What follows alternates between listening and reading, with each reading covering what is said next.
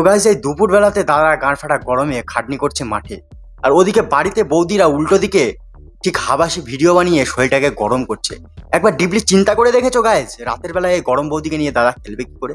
তাই বলছি বৌদি, এই হাবাসি ভিডিও বানিয়ে শরীরটাকে গরম না করে নিম গাছের তলায় গিয়ে বসো, খেলতে সুবিধা হবে দাদার রাত।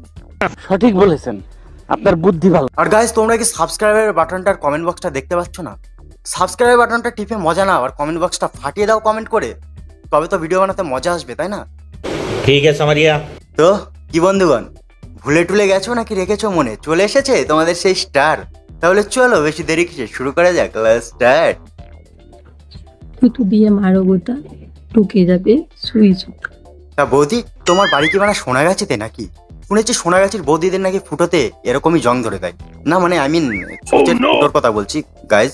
আর বৌদি, তোমার সূচের ফুটো যদি জং ধরা পরিষ্কার না হয়ে থাকে এখনো পর্যন্ত, তাহলে আমার সাথে কন্ট্যাক্ট করতে পারো বৌদি, আমার কাছে লোক আছে, পাঠিয়ে দেবো তোমার কাছে।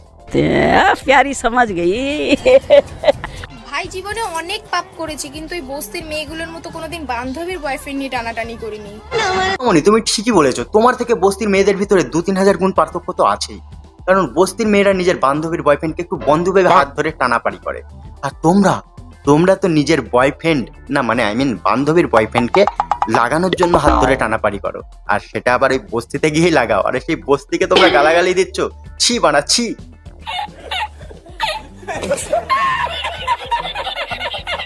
তোমরা কি এই মামনিকে বস্তির গলিতে কখনো দেখেছো? যদি দেখে থাকো তাহলে ওই যে কমেন্ট বক্সটা আছে, কমেন্ট করে কমেন্ট বক্সটা ফাটিয়ে ফেলো। ভাবতেই কেমন লাগে, একদিন আমাকেও কেউ লাগাবে। এই মানে সিন্ধু যদি এত লাগিয়েও কি তোমার শখ মেটছে না নাকি? হ্যাঁ হতেও পারে, দাদার বাড়িতে আলু ভাত খেতে আর ইচ্ছা করছে না, তাই হয়তো বাইরে বিরিয়ানি একটু খেতে যাই। আর চিন্তা নেই, তোমার হয়তো আলু ভাত বাড়িতে জমে জমে নষ্ট হয়ে যাচ্ছে, নষ্ট করো না বৌদি, কারণ শুনেছি ভাতের এখন অনেক মূল্য। যদি তুমি খাওয়াতে চাও কাউকে তাহলে বলো, অভুক্ত কিছু মানুষকে তোমার কাছে পাঠিয়ে দেবো। अबे जल्दी बोल, कल सुबह पनवेल निकलना है। আমি শাড়ি পরেও দেখেছি, আবার চুড়িদার পরেও দেখেছি, কিন্তু বিশ্বাস কর ভাই, শান্তি শুধু নাইটি পরেই। বৌদি তুমি ঠিকই বলেছো, তবে বৌদি তোমার এই কালারটা না ভালো লাগছে না। এক কাজ করো, তুমি একদিন ট্রান্সপারেন্ট কালার পরে এসো, ঠিক আছে? তার উপরে জল ঢালবে, কত সুন্দর লাগবে আমরা দেখবো, আর তোমার কত ভিউয়ার্স আসবে, কত লাইক আসবে, কমেন্ট আসবে, তুমি রাতারাতি ভাইরাল হয়ে যাবে। আমাদের কিন্তু দেখার ইচ্ছা রইলো বৌদি তোমাকে ট্রান্সপারেন্ট কালারের নাইটি পরাতে। হ্যাঁ, তা কবে দেখাচ্ছ একটু কমেন্টে জানিও কেমন।